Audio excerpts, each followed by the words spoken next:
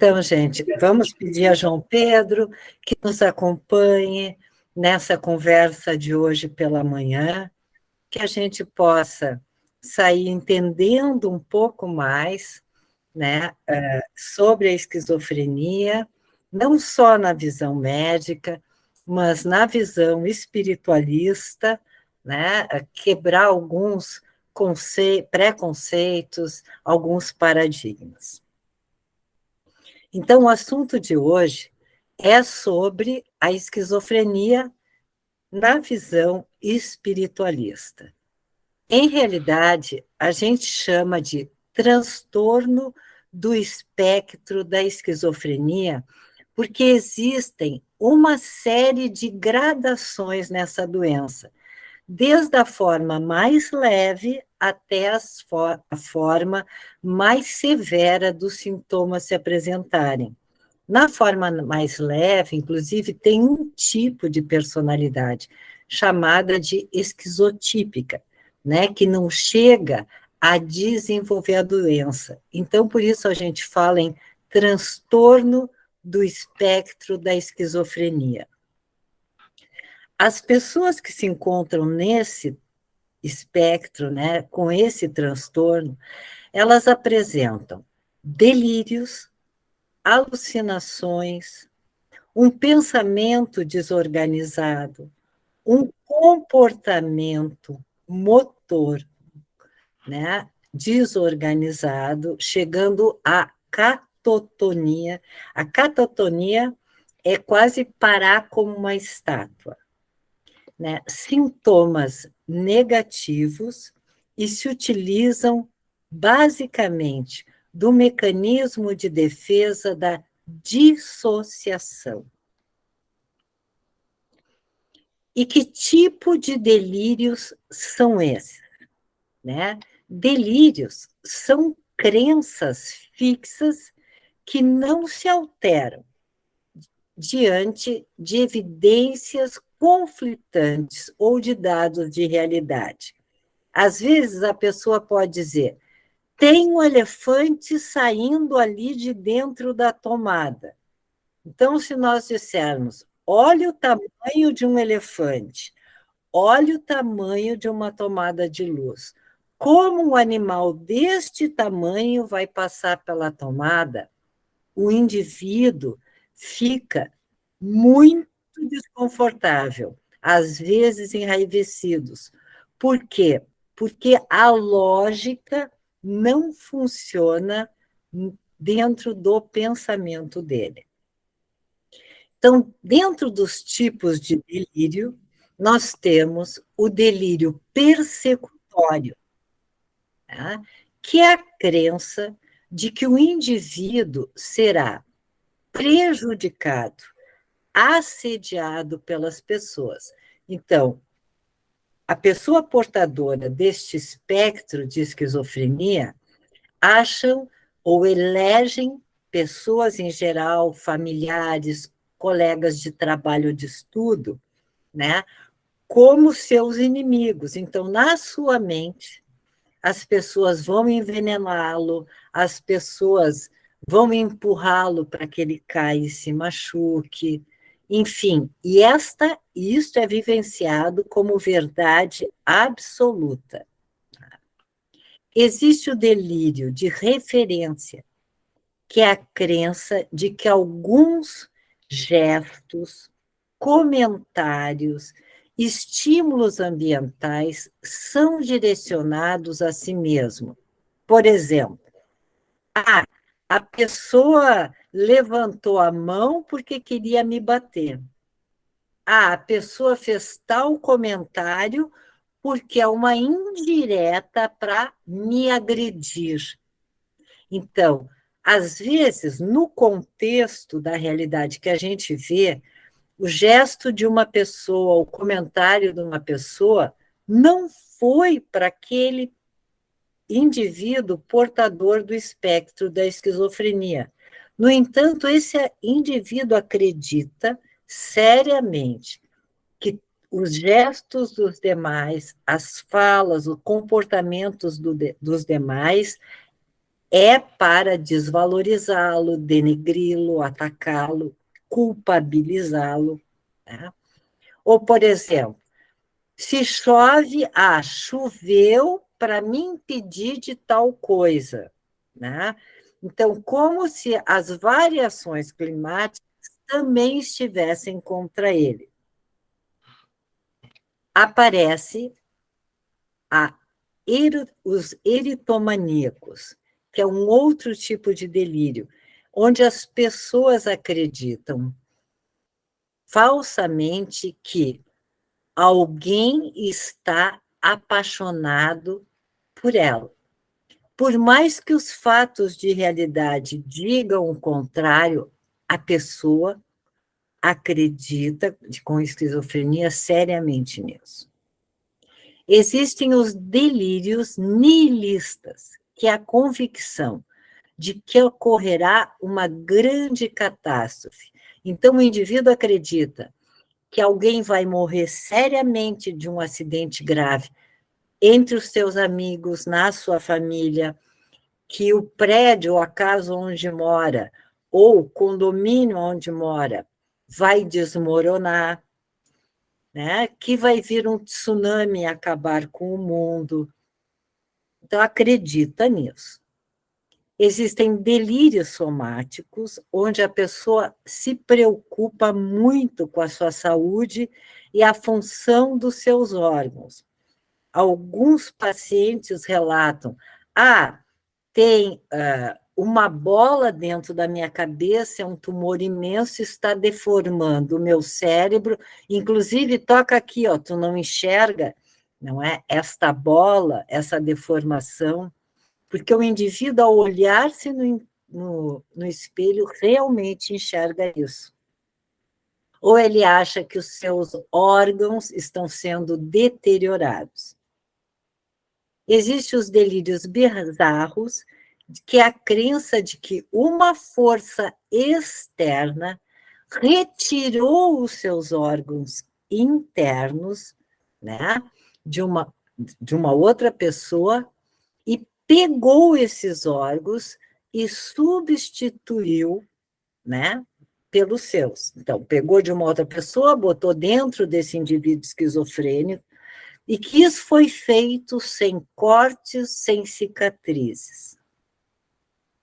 Outro delírio é acreditar que seus pensamentos foram removidos por uma força externa e que pensamentos estranhos foram colocados na sua mente.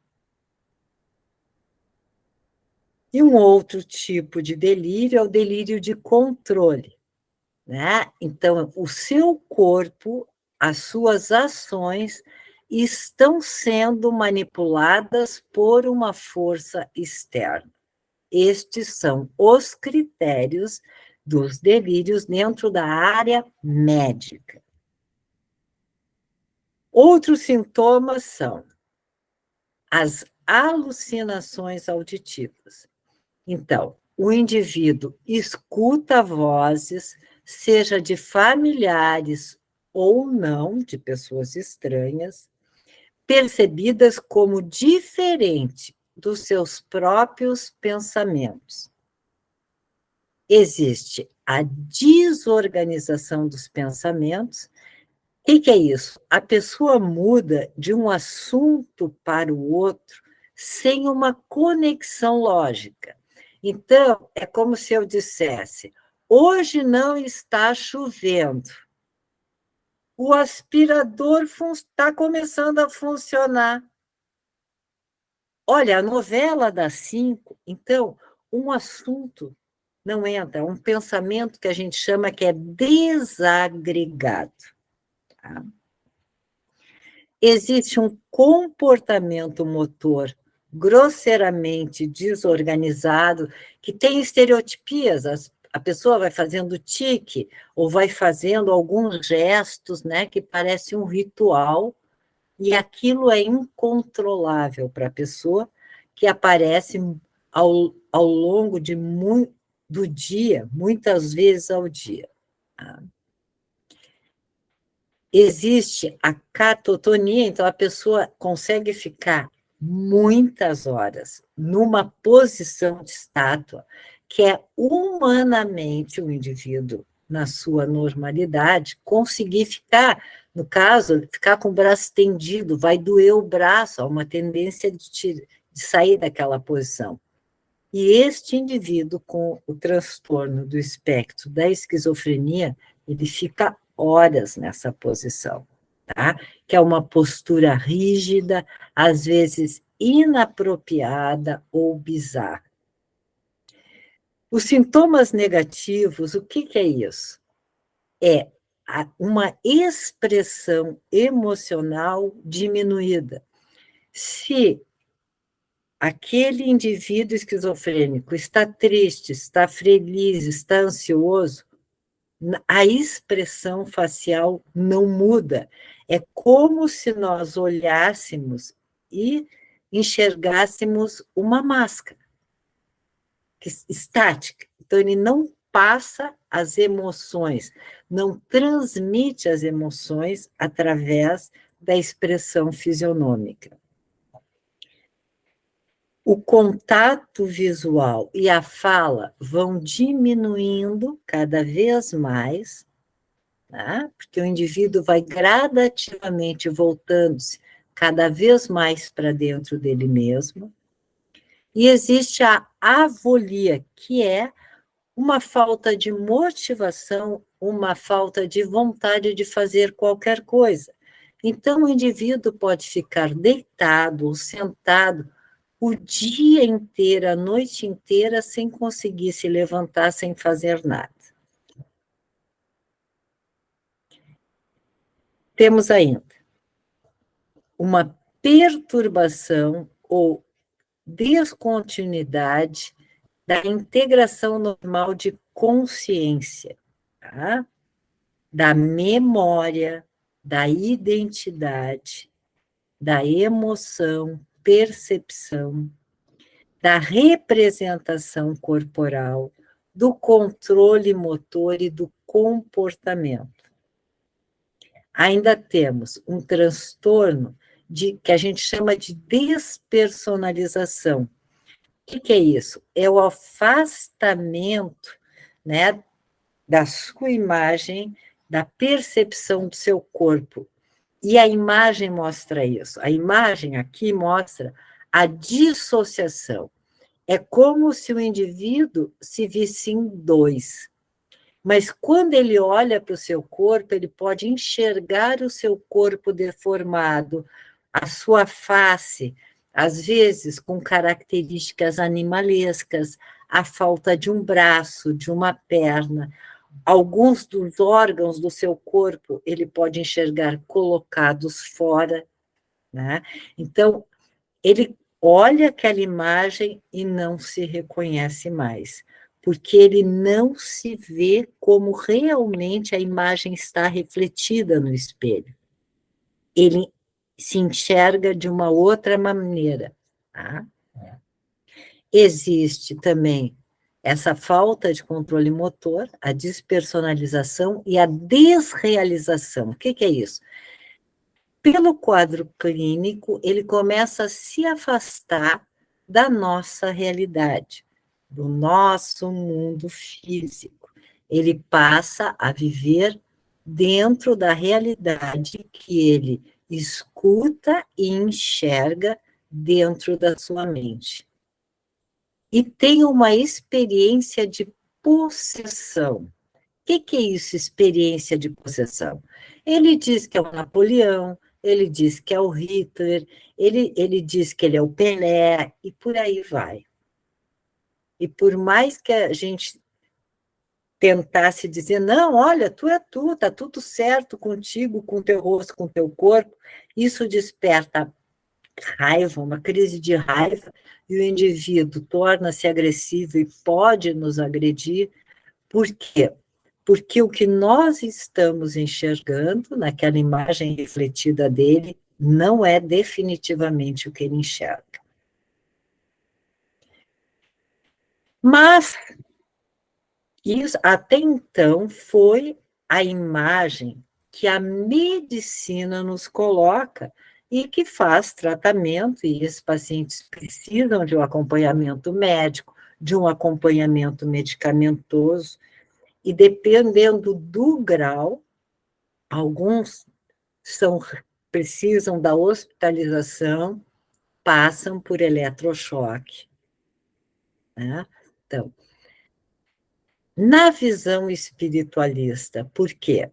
Porque muitos chegam, sim, levados pelos seus familiares, amigos, a uma casa espiritualista, tá? Qual é a visão? Então, nós sabemos que durante a construção da cadeia genética de cada um dos espíritos, do indivíduo que vai encarnar, né? Então, antes de encarnar, todos nós somos levados a muitos laboratórios em muitos planos espirituais. E lá eles vão construir a nossa cadeia de DNA, levando em conta a nossa biografia de tantas vidas que já vivemos. E em função de tantas vidas que já vivemos, em algumas, quando chegamos ao plano espiritual, somos tomados de um sentimento de culpa ou remorso enormes. É como se nós não aceitássemos as atrocidades que cometemos em algumas vidas, não só em relação a nós mesmos, mas em relação às pessoas que naquela época nós convivíamos. Tomados deste total remorso, né, nós ganhamos uma dificuldade enorme de nos auto-perdoar. E até por esta incapacidade de nos auto-perdoar, é possível que a gente se retraia muito, né? Ou acabe aceitando o convite de alguns irmãos destes planos espirituais para nos reunirmos a eles, porque eles vão nos defender dos nossos inimigos ou vão nos devolver um senso de dignidade, vão nos devolver o poder, enfim, tá? E nós aceitamos alguns convites de grupos que nem sempre trabalham para o bem. Então, gente, quando nós estamos nestes laboratórios, estão fazendo a nossa cadeia de DNA, são colocados no nosso corpo físico, como no nosso perispírito, de 10 a 50 trilhões de células. Dentre essas células que vão formando todos os órgãos do nosso corpo, todo o nosso mental, todo o nosso sistema límbico, vão ser colocadas células com a predisposição ao desenvolvimento do transtorno do espectro da esquizofrenia. O que isso significa? Nós teremos a propensão de desenvolver a doença, né? Ou não, ou desenvolvê-la de uma forma muito leve ou de uma forma muito grave. Do que isso vai depender? Do nosso livre-arbítrio quando chegarmos aqui na Terra, ok? Além disso, nos é dado pais que vão ter como tema de casa a proposta de nos ajudar a desenvolver amorosidade, empatia, perdão, auto-perdão, gratidão. Ok? Então, estas células, com a predisposição ao desenvolvimento do transtorno do espectro autista, elas podem eclodir durante a adolescência, por volta de 14, 15, 16 anos. Por quê? Porque existe uma etapa no desenvolvimento do ser humano, tá?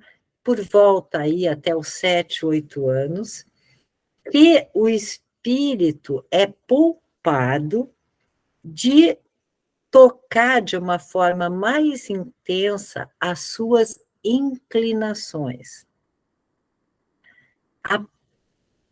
Quando chega a adolescência, o espírito pode, sim, até por todas as alterações, e aí hormonais, físicas, da realidade como um todo e emocionais, a construção da identidade, o indivíduo é propenso a se aproximar mais das suas inclinações inconscientes ou perispirituais ou da sua história de tantas outras vidas. Então, as chances de desenvolver essa doença começam a ser muito grandes. E se por acaso essa doença se desenvolve dos 14, 15, 16 anos em diante, o prognóstico dela é mais complexo ou severo. Se ela se desenvolve da adultez em diante, né, o prognóstico chamado parafrenia, o prognóstico pode ser reservado ou ruim. Vão depender vários fatores, atendimento desta pessoa pela área médica e também pela área espiritual. Então, mas por que isso acontece? Quando essa pessoa chega aqui na Terra, ela vai ter pais muito voltados para eles mesmos, exigentes, não são tão, não conseguem expressar tanto afeto, abraçar, beijar. A maneira, muitas vezes, que esses pais têm de demonstrar o afeto para esses filhos é fazendo coisas por eles, é dando, às vezes, se podem, coisas materiais para esses filhos. Mas a interação entre esses pais e esses filhos é muito pequena. Acontecem situações da mãe, no pós-parto, desenvolver uma depressão, né, puerperal, e realmente não conseguir dar o afeto ou atender às necessidades emocionais e físicas do seu bebê. Então, o que vai acontecer? Esse espírito vai se sentir muito pouco acolhido e vai desenvolver uma série de desconfortos ou até raivas destes pais. Quando, na realidade, esses pais agem assim com ele, para que ele possa conquistar esses pais de uma maneira amorosa, chamar a atenção desses pais de uma maneira amorosa. E é isso que ele veio fazer aqui na Terra, porque isso implica ele desenvolver a humildade, ele desenvolver o perdão, ele desenvolver a gratidão por esses pais terem aceitado a tarefa de lhe trazer ao mundo, ele ter empatia, saber que os pais não são perfeitos, que às vezes eles não estão tão disponíveis emocionalmente. Então, esta é a tarefa do espírito. Por isso, os pais se colocam de forma distante, às vezes pouco acolhedores, não expressando tanto afeto, os pais são mais introspectivos, né? não conversam tanto e substituem a sua presença por coisas que oferecem esse espírito. Mas eles estão fazendo o tema de casa deles. O espírito precisa passar por essa experiência para entender, aceitar e ser grato por esses pais. Mas nem sempre o espírito, através do seu livre-arbítrio, segue o tema de casa que, enquanto espírito, ele sabe que ele tem. Tá? Então, a figura mostra duas pessoas, a mesma pessoa dividida em dois, com relógios. Qual o significado disso? Que é o espectro, né, desse transtorno da esquizofrenia. É o nosso corpo físico real, é a nossa vivência nesse mundo material, enquanto encarnados, a passagem do tempo, que a gente vai construindo a nossa história, e nós temos a outra história perispiritual com um tempo, né, muito maior do que este aqui que nós vivenciamos. Então, isto se aproxima, se une da adolescência em diante, e dependendo de como esse espírito vem evoluindo, como essa família vem interagindo com esse espírito, a doença pode eclodir, né, de uma forma leve ou severa. Outros fatores que concorrem para isso é que muitas vezes os jovens que se envolvem com drogas, só por curiosidade, e que já têm essa propensão genética, a droga ativa estas células. Então, elas vêm do perispírito, encostam no nosso corpo físico e a doença eclode. Existe um livro do Divaldo Franco, é um livro ditado pelo espírito Manuel Filomeno de Miranda, de 1990, e a editora é a FEB, onde fala que a esquizofrenia é vista como um acometimento progressivo, ou um adoecimento progressivo, na esfera afetiva e gerando alucinações, delírio e apatia progressiva. Por que apatia? Porque nós, encarnados, vamos quase que deixando de existir e passa a existir o perispírito. Então, aqui eu vou me paralisando. Diz ainda Divaldo nesse livro: as causas são espirituais e estes indivíduos estão no meio de duas faixas vibratórias. Nós, na casa de João Pedro, com tudo aquilo que estudamos, com todas as vivências que temos nos trabalhos dos grupos de atendimento individual, sabemos que este indivíduo vai oscilar não em duas faixas vibratórias, mas, no mínimo, em 21 faixas vibratórias para baixo, negativas, nas 24 horas do seu dia. Então, essas faixas vibracionais, que geralmente são do -14 ao -21, eles são faixas vibracionais cujo fluido é extremamente denso.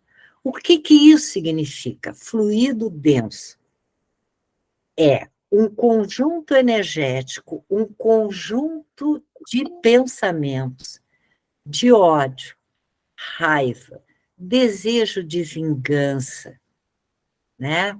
Desinteresse total por qualquer coisa que seja de amorosidade, de perdão, de gratidão, de empatia. Então, esse fluido denso, esta energia densa, vai entrando no perispírito da pessoa com o transtorno de espectro autista e vai inundando todos os seus centros de força. É como se o lodo, nós vimos no último ciclone em cidades, né, que foram totalmente inundadas e vem um lodo. Eu lembro também de imagens quando aquela situação de Brumadinho, né, em Minas Gerais. Imaginem aquele lodo entrando dentro do perispírito de vocês e inundando todos os centros de força, que é o lodo do ódio, da raiva. Né? Então, esse fluido denso, ele vai atacando o coronário, atacando o cardíaco, atacando o laríngeo. E quando ele ataca aqui o cardíaco, então a amorosidade, porque ele altera todo um ritmo, né, energético desse centro de força. Então, em vez de girar no sentido da amorosidade, perdão e gratidão, vai girar no sentido do ódio, da perseguição, da destruição. Esse lodo vai atingir o laríngeo, atingindo a forma de comunicação, que deixa de ser amorosa para ser uma comunicação agressiva ou nem existir a comunicação. Vai atingindo o nosso coronário, não é? Que é aquele centro onde nós estabelecemos a ligação com fluidos benéficos superiores. Também fica alterada a rotação do digestório, trazendo, e é o que começa a construir, os nossos delírios de poder, delírios de influência. Ao alterar esse fluido denso, a rotação do genésico concorre para que o nosso juízo de realidade fique alterado e a avaliação das consequências das nossas decisões, das nossas atitudes, do nosso comportamento também fiquem alteradas.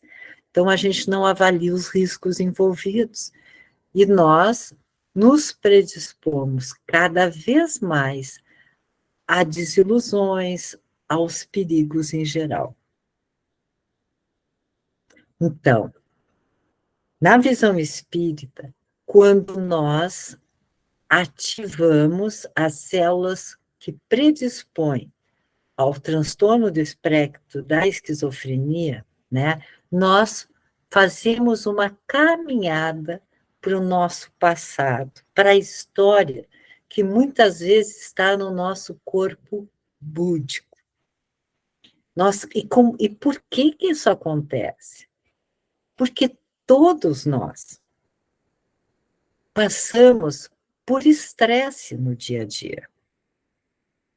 Seja através das interações familiares, né? Seja através das interações sociais,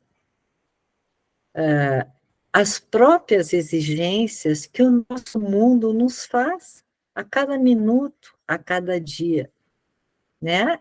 Não é fácil viver.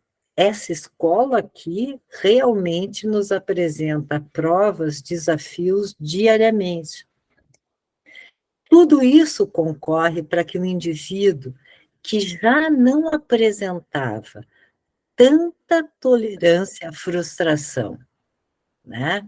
Que já não tinha tanta vontade de interagir com os demais, porque alguma dessas encarnações, elas são expiratórias ou na marra. Chega uma hora que Deus, que é justo, bom e misericordioso, olha para aquele espírito e diz: não, não, ele vai parar com isso, ele vai encarnar, eu vou dar uma possibilidade para ele se auto-perdoar, para ele desenvolver o auto-amor. Só um pouquinho. Para ele desenvolver o auto-amor. Então, ele vem para a Terra. Né? Então, por isso que ele já vem com essa baixa tolerância à frustração, pouca vontade de interagir com os demais, não é empático, não tem compaixão. Tá? Não tem vontade de criar relações afetivas tão próximas. E aí, né, ele se deixa levar, porque ele passa a se deixar, por esses estresses, aos apelos desse fluido denso, que é do convite para revisitar outros universos paralelos dos quais ele já fez parte. E esse convite e essa aceitação não é só quando o indivíduo dorme e desdobra. Na esquizofrenia, esse convite é feito e aceito enquanto o indivíduo também está em vigília. Então, ele faz essa visita também quando ele está acordado aos nossos olhos. Ao vivenciar experiências e encontrar companheiros, né, ou vítimas de outras vidas, todas as emoções e sentimentos de raiva, ódio, vingança, agressividade, arrogância vêm à tona. Então, o indivíduo, de olho aberto, se mexendo, caminhando, como qualquer um de nós, ele não está aqui no nosso mundo, ele vê pessoas, colegas, amigos e inimigos. Enxerga locais, enxerga cenas e passa a reagir em relação a essas pessoas que ele está enxergando essas cenas como se estivessem acontecendo no aqui e agora e como se fossem reais, aqui do mundo material, embora não seja. Tá? Então, tudo isso vem à tona, por isso que o indivíduo, quando lá a gente falava assim, ele tem um comportamento inapropriado, ele tem catatonia, ele tem delírios de perseguição auditivos, visuais. Esta é a visão médica. Na visão espiritualista, aquele ser humano realmente está vendo e vivenciando essas cenas. Por quê? Porque o perispírito dele está numa frequência vibratória, ou numa frequência umbralina. Alguns compromissos feitos anteriormente com agregações religiosas também lhe são cobrados. Né? Amuletos fixados no seu perispírito são mostrados a esse indivíduo. A participação dele em rituais, em outras vidas. Qual é o propósito de tudo isso? Mostrar àquele indivíduo que ele não é tão bonzinho assim e que não adianta ele estar num outro plano, no caso, no plano material, que ele deixou de ser uma pessoa ruim, que ele deixou de ter cometido crimes. Então, isso vai acabando com a autoestima do indivíduo, e o que nós chamamos de desrealização é porque o indivíduo está nesse outro universo paralelo. Ok? Então, isso gera um aprisionamento nesse indivíduo. O indivíduo é aprisionado por seus algozes que passam a falar com ele 24 horas do dia, dormindo ou acordado. E aí, as alucinações. Esses indivíduos fazem cobrança, os ameaçam, os desqualificam. O quadro de obsessão fica tão complexo que gera o mecanismo ou fenômeno da dissociação, porque ele vive simultaneamente em dois mundos. Muitas vezes ele pode ser aprisionado em laboratórios umbralinos para sessões intermináveis de hipnose ou colocação de aparelhos no cérebro, em todo o seu sistema límbico ou em outras partes do seu corpo. As hipnoses são feitas assim: teus pais te odeiam, estes que são teus pais foram aqueles que tu tirasse todo o sangue dele num ritual em que tu era o chefão. Imaginem isso. Então, a pessoa acorda já desesperada, né? Porque isso é feito. O fluido denso altera todas as sinapses do cérebro. Por isso, o pensamento, a fala vai ficando cada vez mais desagregado, sem sentido. E esse fluido denso também reduz a intensidade dos neurotransmissores que tem a função de nos trazer bem-estar, alegria. Tudo isso é alterado, inclusive pelos aparelhos implantados. Tá? A alteração, então, do sono nesse indivíduo, da sede, da fome, a própria glândula pineal, que é o grande Wi-Fi que nós temos, que nos ligam aos universos paralelos, o giro dela fica completamente alterado. Né? Ou ela se expande, por isso ela fica mais presa aos universos paralelos.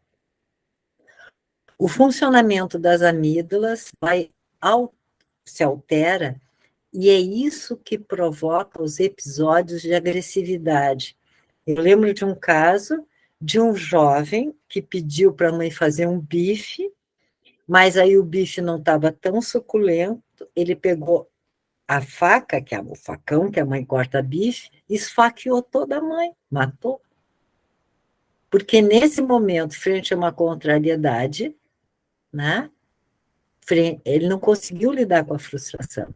Então, aquele ser de um outro universo paralelo que ele era, né, um déspota, naquele momento atuou. E aquilo são frações de segundo. O funcionamento, assim, a vida em nosso mundo fica completamente cinza, sem graça, sem sentido. E mesmo o indivíduo sendo medicado, até ajustar a medicação, até a medicação fazer efeito, né, ele fica um pouco assim. E muito da medicação trazem efeitos colaterais, e isso concorre para que muitas pessoas não tomem direito à medicação, abandonem a medicação e fiquem muito nesse plano. Pais, irmãos, colegas são percebidos como inimigos. Há um abandono dos cuidados de higiene pessoal, porque o ser humano encarnado deste mundo material vai desaparecendo gradativamente. No livro da irmã Cido Fawkes, né, chamado Reforma Íntima Sem Martírio, o Vanderlei Oliveira, ele diz o seguinte, que ele fala desses espíritos? Ele diz, há uma tristeza do espírito que ampliam a consciência de si, um processo que se inicia, na maioria dos casos, antes do retorno à vida corporal, quando a alma, em estado de maior liberdade dos sentidos, percebe com clareza a natureza das suas imperfeições, suas faltas, suas necessidades, que configuram um marcante sentimento de falência e desvio das leis naturais. Então, são estabelecidos registros profundos de inferioridade, de desvalorização pessoal, em razão da incipiência na arte do perdão e auto-perdão. A criatura não suporta esse espelho da consciência e regressa ao corpo em condições expiatórias severas para colher os frutos das sementes que lançou. Estas condições seriam as células que predispõem ao espectro da esquizofrenia. Esse autor também diz o seguinte: o transtorno do espectro de esquizofrenia é o resultado, de uma longa trajetória no egoísmo, na incapacidade de viver e conviver com a frustração, e de não poder ser como quer, e ter que aceitar a realidade tal qual ela é nesse mundo material. Essa insatisfação crônica com a vida é uma tentativa de expulsar suas culpas e armazená-las no tempo. A neurose de domínio, o perfeccionismo e a inquietação são as suas grandes fontes de maus tratos. Logo, o portador da esquizofrenia vive nas 24 horas do seu dia em vários universos paralelos e acessa esses universos através dos buracos de minhoca. Naturalmente, ele passa espontaneamente ele passa espontaneamente pelo desdobramento espiritual sem estar trabalhando num grupo dentro de uma casa espiritualista. Familiares e o próprio paciente se assustam. O desdobramento espiritual é uma dissociação, gerando desrealização, não vê a nossa realidade mais, despersonalização, alucinações visuais, auditivas, gustativas e sinestésicas. As vozes que o paciente escuta, as pessoas que ele enxerga por vezes deformadas, faltando partes do corpo, os lugares que ele visualiza, os inimigos que ele vê tentando acorrentá-lo, ou o exército que ele entende que precisa comandar, serão apenas delírios? Então, qual a diferença entre o funcionamento mental dos portadores do transtorno do espectro da esquizofrenia e os médiuns que usam da técnica do desdobramento espiritual numa casa espiritualista? Primeiro, os médiuns possuem consciência dos fenômenos espirituais e sabem discernir tais fenômenos de sua pessoa e de sua vida nesta encarnação. Eu estou falando quando o médium está trabalhando dentro do seu grupo espírita. Os portadores de esquizofrenia, em seus surtos psicóticos, vão apresentar obsessões complexas e fascinação. Mas os médiuns, não. O médium sabe, ele tem consciência de que é o espírito próximo do perispírito do médium, que está apresentando o seguinte: a crença de que o indivíduo será prejudicado ou assediado ou maltratado por pessoas. Então, o médium, intuitivamente, ele sente, ele escuta o que o espírito fala, ele vê o espírito e as condições desse espírito, ele fala pelo espírito, né? Então, porque a energia desse espírito, com o transtorno do espectro autista, está próximo do perispírito do médium. E o médium tem consciência, embora às vezes relate o que vê, relate a cena onde se encontra o espírito, fale por ele, ou chegue à sua mente os pensamentos desse espírito, ele sabe que tudo isso não é dele, médium. Ele também sabe que a crença de que alguns gestos, comentários, estímulos ambientais não são direcionados a ele, embora o espírito está dizendo, não, estão me perseguindo, não gostam de mim, querem maltratar. O médium vê claramente que isso é do espírito, que não é dele. Não é? O médium pode adentrar a casa espírita, olhar para o seu irmão, né, de tarefa, e daqui um pouco o irmão, sei lá, está distraído com outra coisa, não olhou para aquele médium. Mesmo que venha o pensamento assim, e este não gosta de mim, o médium vai pensar, que isso? Deve ter algum espírito que se sente perseguido, que se aproximou de mim. Então, ele tem que fazer essa diferença. A crença de que alguns gestos, comentários, estímulos ambientais não são diretamente direcionados a ele médium. Se isso acontecer, ele tem que ver, ó, alguém próximo a mim está intuitivamente me passando essa mensagem. Ok? O médium também sabe que quem crê facilmente que uma determinada pessoa está apaixonada por ele é o espírito, não é o médium.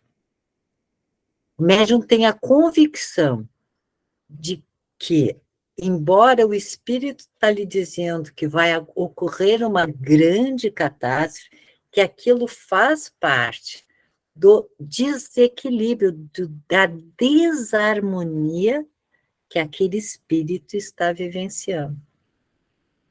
Pode também o médium ser intuído pelos seus mentores sobre uma catástrofe que está para acontecer. Chico Xavier fez isso, Bezerra de Menezes e outros.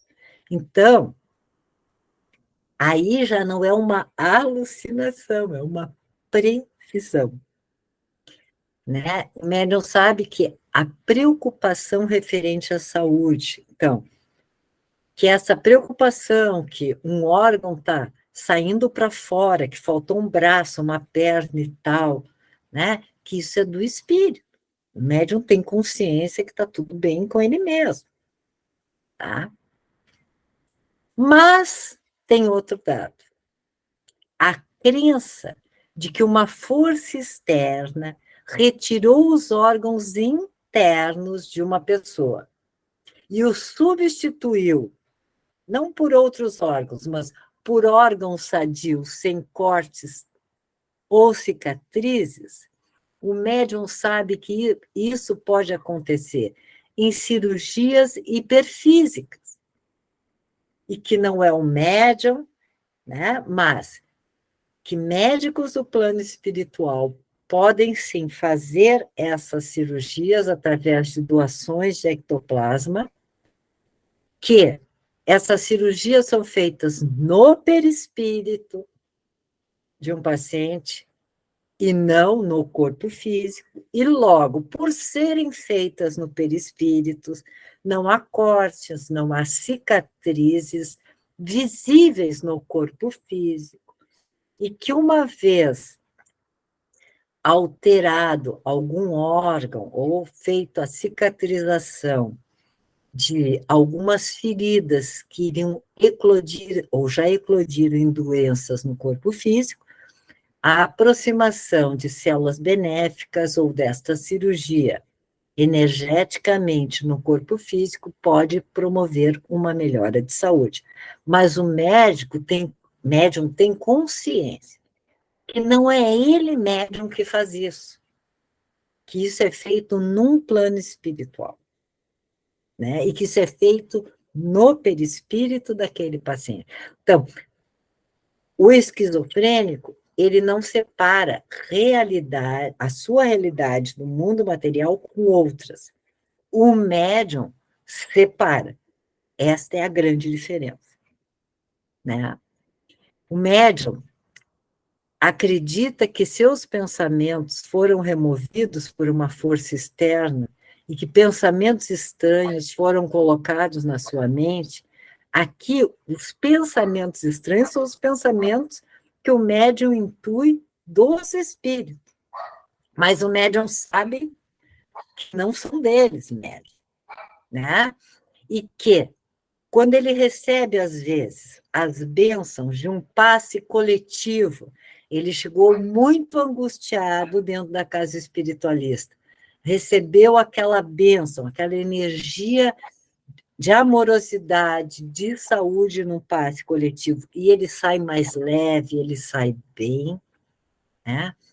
Então, assim, aquela energia, aqueles pensamentos foram removidos, mas tudo isso o médium tem consciência feito pelo plano espiritual.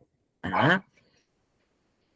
O médium, quando ele vê que o seu corpo ou suas ações estão sendo manipuladas por uma força externa, isso é um delírio, é esquizofrenia, ou isso faz parte do exercício da mediunidade num grupo espírita, numa casa espiritualista? Tá? Pode ser acontecer com o médium, mas o médium aí é um médium de incorporação. Então, pode estar havendo movimentos no seu corpo, independente da vontade do médium, né?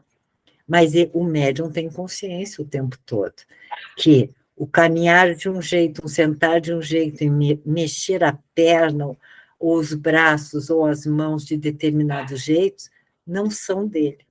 Então, essa é a diferença. O tempo todo o médium sabe que não é ele. O médium percebe que, quando ele escuta a voz, estas são do espírito, né?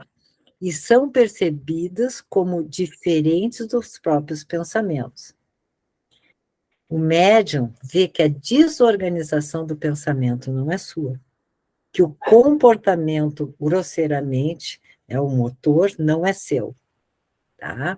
Que a postura rígida adotada durante aquele trabalho mediúnico, né, ou ficar meio como uma estátua, não é ele mesmo.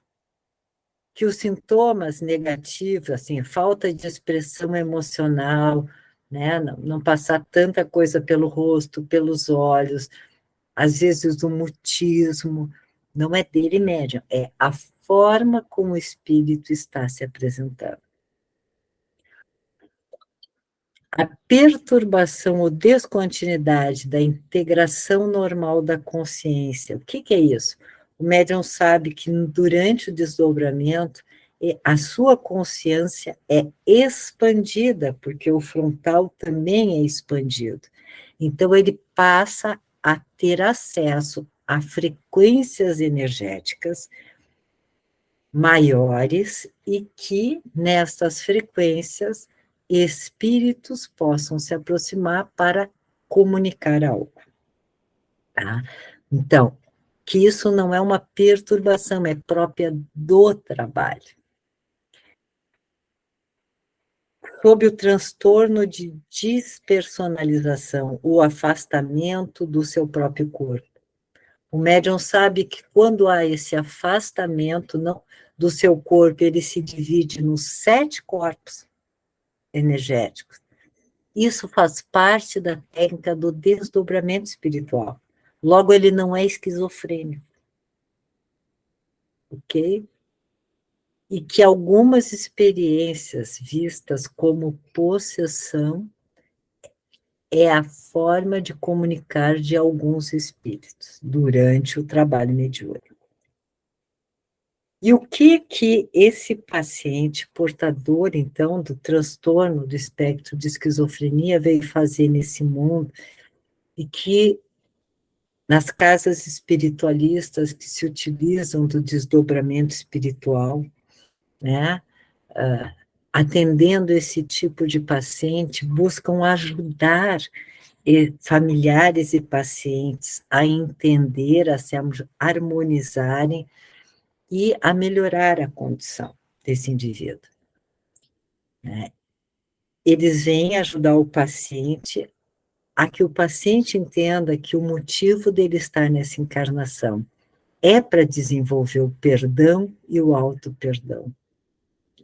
É para que ele desenvolva empatia, para que ele desenvolva compaixão pelo outro, para que ele desenvolva a humildade, a gratidão, o amor, o auto-amor.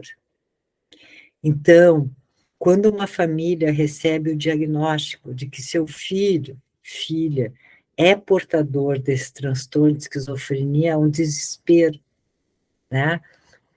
Mas com um bom tratamento médico e medicamentoso, acompanhado de todo um tratamento espiritualista, essa pessoa pode ter, sim, devolvida uma condição de saúde melhor, que possa ajustá-lo, né, à nossa vida aqui material, enquanto encarnado, para que ele viva de uma forma melhor em família, para que ele consiga estudar, para que ele consiga trabalhar, enfim, para que ele consiga estabelecer relações interpessoais melhores, né? Então, isso pode ser conquistado pelo paciente. É claro que nada é milagroso e nada acontece de um dia para o outro.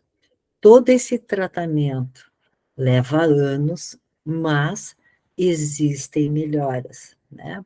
Porque os grupos de atendimento conseguem melhorar muitas das situações ou histórias desse indivíduo em outras encarnações deles, em outros planos espirituais, e muitas vezes desligá-los desses planos.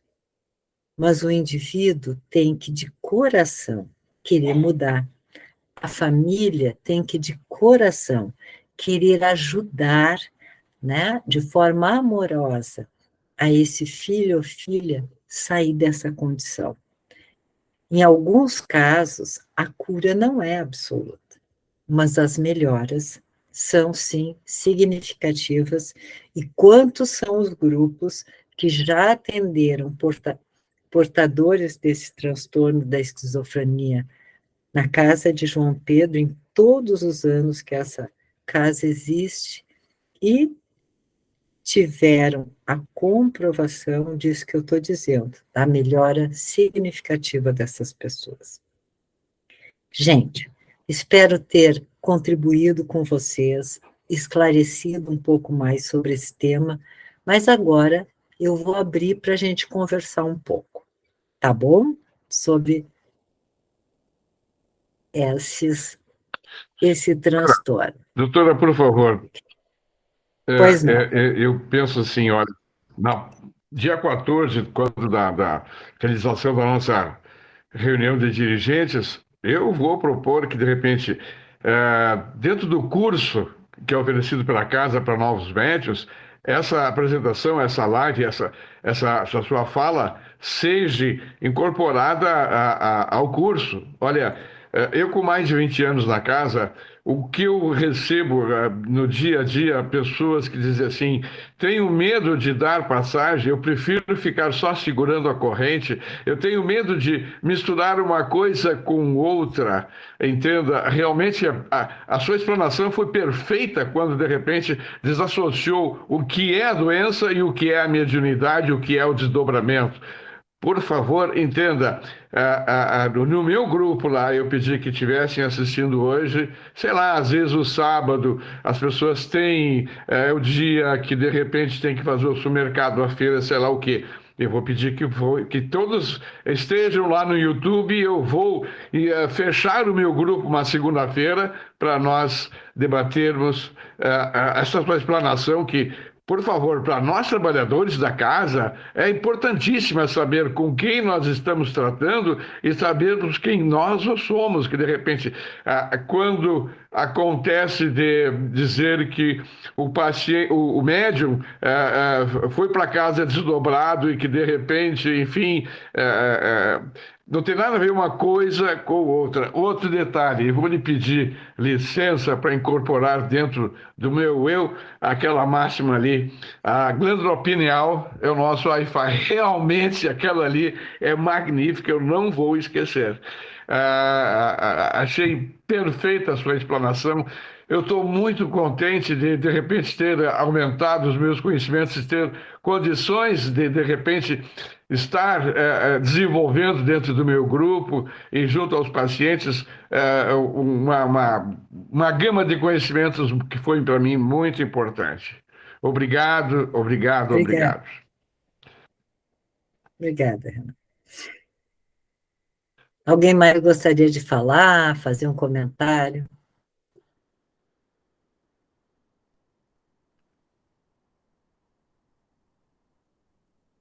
Fala, Juliana.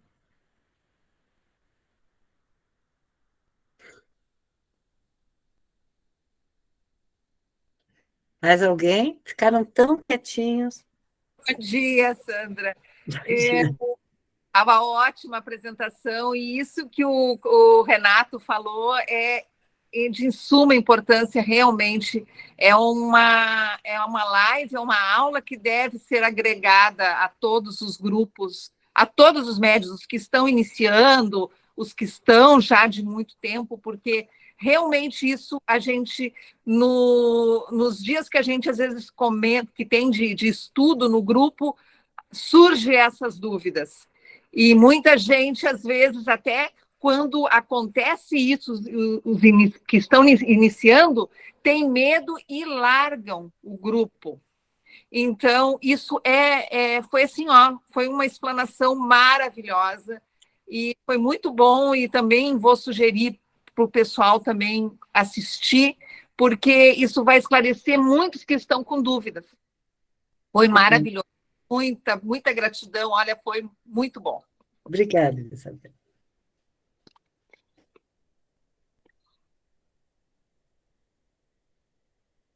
E os demais? Oi, Sandra. Fala tu.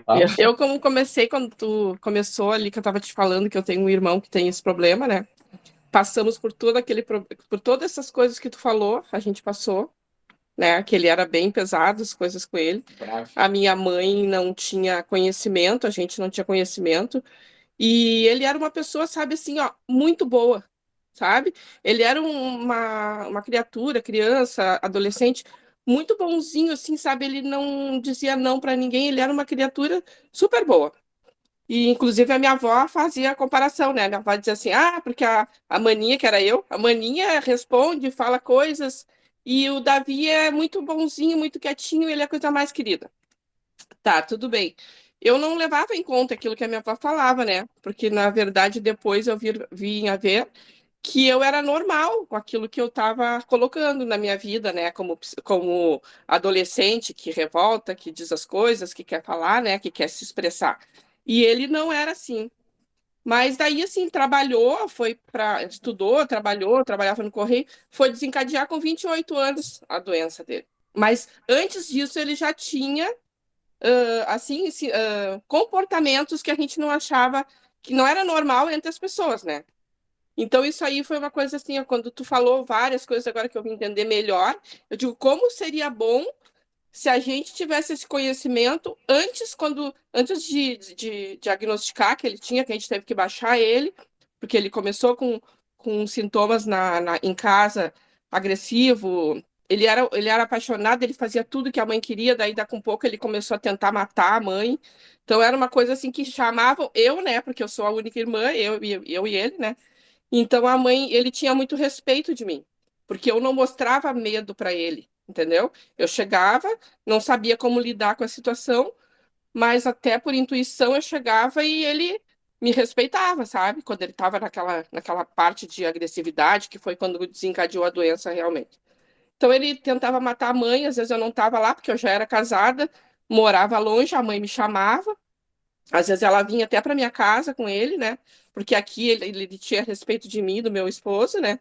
Não fazia tanta coisa assim, porque em casa ele ficava com a mãe e com a minha avó, então as duas tinham medo dele, entende? Não tinha um pulso, não tinha nada. Eu não sei se era daquele modo que a gente tinha que agir, mas eu comecei a agir desse modo, mesmo tendo medo quando ele era agressivo, eu não mostrava, entende? Então eu consegui ir levando, e até hoje que a mãe faleceu, que a mãe que cuidava dele, e a minha avó faleceu, a minha mãe faleceu, e ele ficou comigo, né? Que daí eu tive que colocar ele num lugar, porque eu não tinha condições de viver com ele dentro de casa, porque eu trabalhava, porque eu tinha meus filhos, e não tinha um espaço que fosse colocar ele para ele ter uma vida junto com nós, entende? Porque eu tinha filhos adolescentes, um monte de coisa, e eu não tinha condições. Então eu procurei um lugar que é muito bom, que ele foi para lá, ele aprendeu a ter disciplina, eles têm atividades legais, a gente visita ele, a gente traz ele para visitar a gente, para ficar com a gente, para passear. A gente dá todo o suporte que ele precisa, né? E tu sabe que ele ficou muito melhor assim, né? Porque todo mundo diz assim, se ele sair daquela rotina, que nem ele vinha toda semana para cá, toda semana, a moça lá do lugar onde ele fica disse, Rosa, não é bom ele vir toda a semana, porque ele sai da rotina dele e vem para tua casa. Quando ele chega aqui, ele não faz a mesma rotina. E daí, quando ele volta, ele já volta querendo fazer aquilo que ele já fazia, entendeu? E é que nem uma criança, entendeu? Com É aquilo certeza. ali que aconteceu. Então, a gente já espaçou mais as visitas. Mas agora ele já está mais assim, sabe? Que desde os 28 anos, ele está com 64 agora, ele é mais velho 2 anos que eu. E agora ele está estável, né? Porque daí, até a, a medicação fazer efeito, ele tomar a medicação direito, foi muito difícil esse processo todo, né? E ele tomar muito remédio, né? Que é os remédios que estabilizam ele, mas agora ele é uma pessoa tranquila, né? Que a gente Que bom. consegue levar, fazer médico, essas coisas, tudo eu que trato dele. Que maravilha, Mas aquilo que o Renato falou é muito importante para que todo mundo entenda, porque aquilo que ele falou agora é muito legal a gente entender, porque a gente, quando entra na mediunidade, que sabe, né, que é médium, e a gente tem medo, né? Ah, isso não estou vendo, será que vai acontecer alguma coisa? E o médium tem um pouco desse receio, né? Ele não se entrega, né? Tendo confiança naquilo ali, nos teus mentores, na casa espírita, porque tu tem uma egrégora ali sendo atendida, né? Então a gente tem que ter esse conhecimento, por isso que é importante o estudo, né? sim. Que o médium não tem a confiança de saber aquilo ali e ele entra naquela coisa, sabe, estudando algumas coisas, mas não entende o tudo. E fica com medo, realmente. É normal, eu acho, isso, É dos normal, é médios, né? esperado e a gente esclarece. Muito obrigada pela Exatamente, é participação, muito importante. Márcia. E tu sabe, outra coisa que eu queria colocar, só para não estender muito para outras pessoas falarem. Antes do meu irmão desencadear a doença, ele era médium. Ele estava numa casa espírita, ele psicografava, ele era muito bom, ele recebia, assim, sabe, mensagens, escrevia na casa Chico Xavier, até que era. E só que daí ele não conseguiu ficar, sabe? Ele começou dali, já começou a degringolar a coisa, e ele não seguiu certo a coisa, né? Assim, da mediunidade, de seguir certinho ali. Era uma coisa que ele ia aleatório, fazia isso, ele via coisa, ele estudava muito, ele lia muito livros espíritas, ele fazia yoga, ele fazia um monte de coisa. Sabe? Mas é que era uma coisa muito exagerada, sabe? Aquela coisa tipo fanatismo. E daí eu acho que aí que degringolou, porque não soube equilibrar a coisa, não sei, né? Mas foi muito boa a tua explicação, o teu esclarecimento, eu entendi melhor ainda agora, né? Que bom, muito obrigada. Eu que agradeço. A Rosane levantou a mão.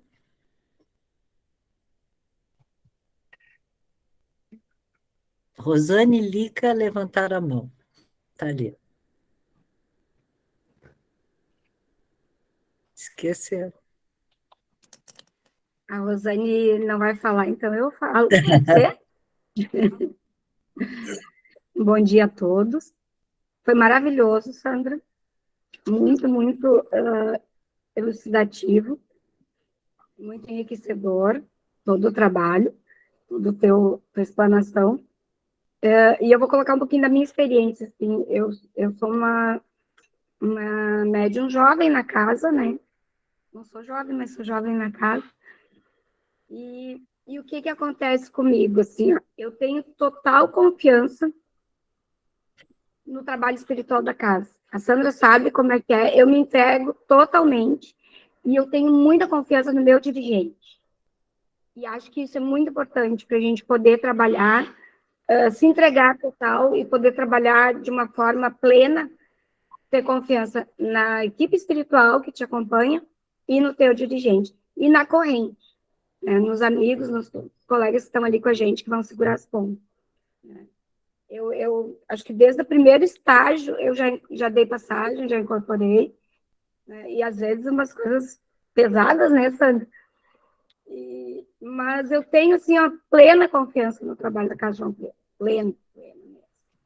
E às vezes, mesmo quando termina todo o nosso trabalho, se eu sinto que não está bem, a minha dirigente é a Sandra, né? E aí eu falo para a Sandra, ó, Sandra, tem alguma coisa errada. E a Sandra enxerga. E eu nunca vim mal para casa. Nunca. Sempre saí bem do trabalho. E acho que isso é importante para a gente. Sim. Um abraço a todos. Com certeza. Obrigada, querida. Rosane? A Rosane, eu acho que saiu. Está com o telefone. Mas alguém gostaria de se colocar? Oi, Sônia. Fala, Vitor. Oi, Vitor. Isso que a Rosa falou do meu cunhado, eu participei tudo, né? Que a gente era casado, né? A gente é casado há 45 anos, já a gente está junto. E eu participei disso aí. Bem dizer assim, ó, todas essas coisas que tu falou, ele tem nele, né?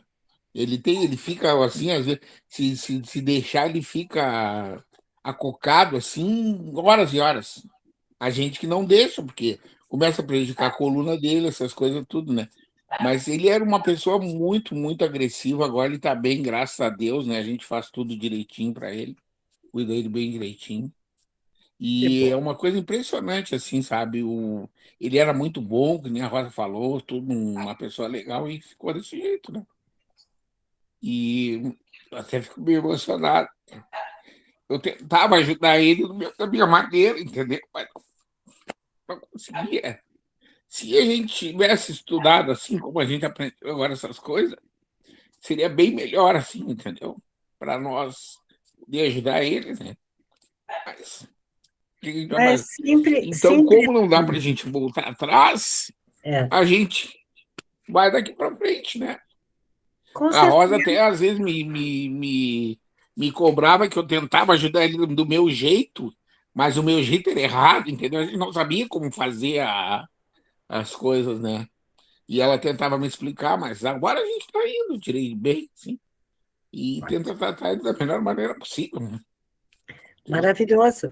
E assim, o importante é que a gente tem uma vida inteira para ajustar formas de ser, formas de se relacionar, entendeu? E na medida que a gente vai sabendo um pouco mais dos fatos desse mundo, do funcionamento das pessoas, a gente sempre vai ter a chance de ajudar. E a proposta de hoje é retirar o preconceito, não só em relação à doença, em relação ao exercício da mediunidade, né? Mas, assim, saber que sempre nessa vida vai ter uma saída. A gente pode ajustar o rumo, melhorar a condição da vida do nosso irmão, da nossa própria vida, e é por isso que a gente aprende, para poder ajudar mais. né? Então, a gente não tem que se culpabilizar. Ah, eu podia ter feito. A gente fez o melhor que pôde naquele momento. A vida vai nos trazendo conhecimento e a gente vai ajustando, né? Mas entender que esses irmãos, talvez eles sofram muito mais que qualquer um de nós.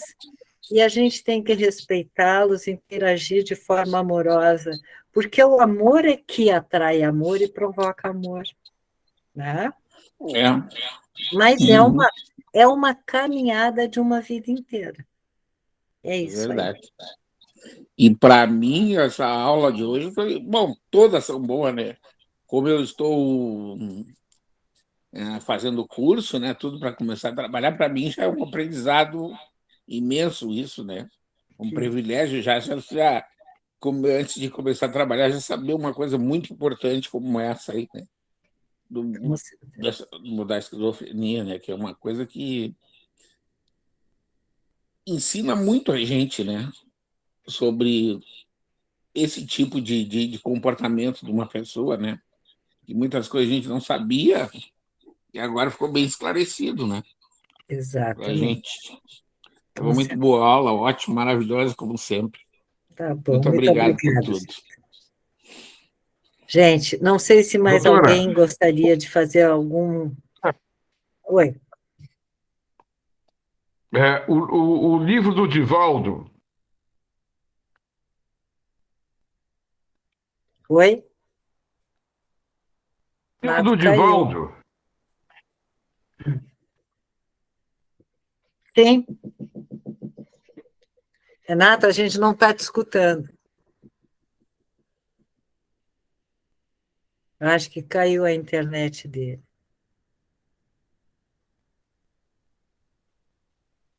Alô? Pronto, agora sim. Estou te escutando. Doutora, o livro do Divaldo, por favor.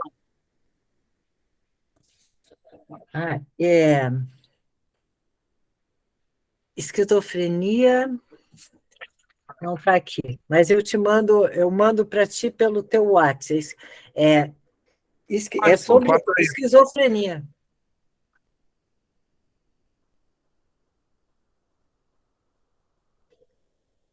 Está travando. Está me escutando? Não está. Renato, está caindo a tua internet, ela entra e sai.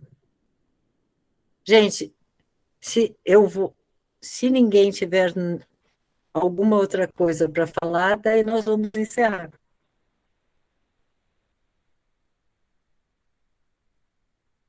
Então, agradeço a vocês a presença, tá, de todos e os convidam para a próxima Reforma Íntima, que será com a Rosane, agora no mês de agosto, mas também tenho 2 recados para vocês. Que as inscrições para os nossos cursos, tanto do entendimento da mediunidade, como o desenvolvimento da mediunidade e de reciclagem dos médiuns, as inscrições estão abertas e vão iniciar na primeira semana de agosto as aulas. Um outro recado, no dia 27 de agosto, né, a Casa de João Pedro vai fazer uma feijoada na Estância da Azenha, né? É um galpão crioulo chamado Estância da Azenha. O convite é R$ 50, com buffet livre, e o local, o CTG Estância da Azenha, e o local tem estacionamento. Então, todos estão convidados para a nossa feijoada e para os nossos cursos do Entendendo a Mediunidade, Desenvolvendo a Mediunidade e Reciclagem dos Médiuns, e para participarem da Reforma Íntima e do estudo do Evangelho. Um ótimo final de semana para vocês, tudo de bom, né? E nos encontramos, não só na casa, mas nas palestras, nos cursos e na feijoada, dia 27 de agosto. Um beijo grande no coração de vocês. Tá bom? Tchau, bom dia. Bom dia.